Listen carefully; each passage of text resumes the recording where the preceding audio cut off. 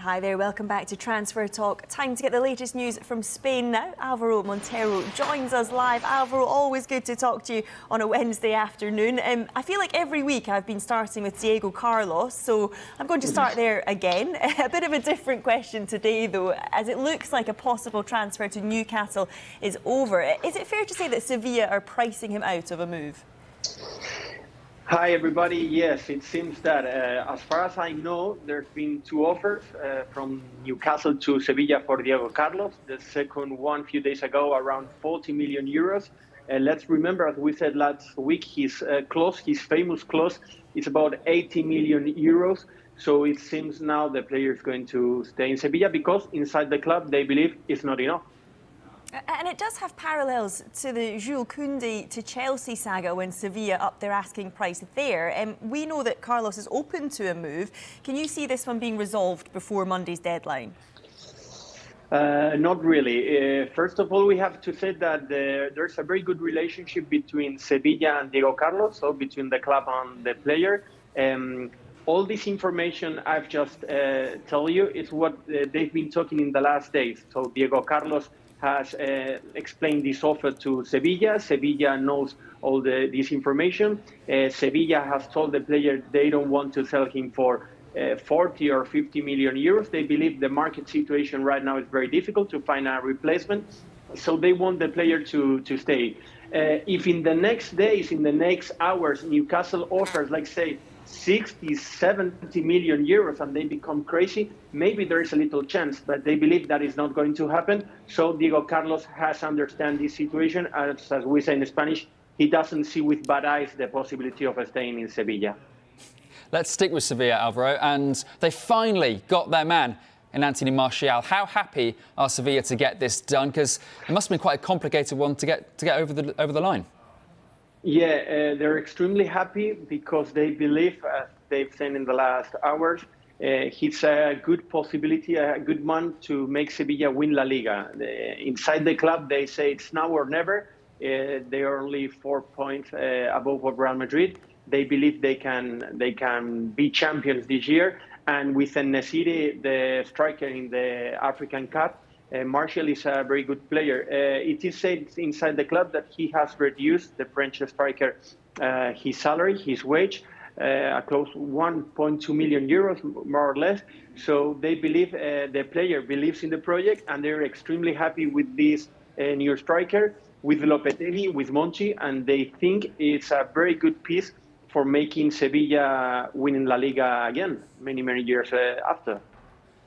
Alvaro, it looks like Arsenal have missed out on Dusan Vlahovic. It looks like he's off to Juventus. Will that have a knock-on effect on in Alvaro Morata and his potential to join Barcelona? It's a good question. I will say no, because Juventus a few days ago said they want the player to stay. Let's remember what we said here a few weeks ago. Xavi Hernandez, Barcelona coach, Barcelona manager, wanted the player. As we've been told in Arabia Saudi, in Saudi Arabia a few days ago, Real Madrid doesn't think it's a bad option. It was his former player. And Atletico de Madrid, which is the club who has this player, they saw that famous loan with the mandatory option of buying the player perfectly. But Juventus said they didn't want to let the player get out. I will say it's very difficult, but now after Vlahovic going to Juventus, there's a few options of Morata to come back to Spain and play for Football Club Barcelona in La Liga. Alvaro, we need to talk about Arsenal now because they're going to have to turn their attention elsewhere. Two names have been mentioned. First up, Alexander Isak. Do you think he'd be a good alternative? And what are the chances of him leaving Real Sociedad? It will be an extremely good alternative. It's a very good player, a very important striker, but I will say it's almost impossible. A few minutes ago, I've been speaking with people from San Sebastián in Donostia, inside the club, in Real Sociedad, and they say 100% he's going to stay. The player wants to stay in the club. He renovated last summer, I believe, until 2026. His clause is about 90 million euros. And he wants to play with Real Sociedad and stay in the club, playing in Europe. So I will say it's impossible for him to leave La Liga and to leave the club.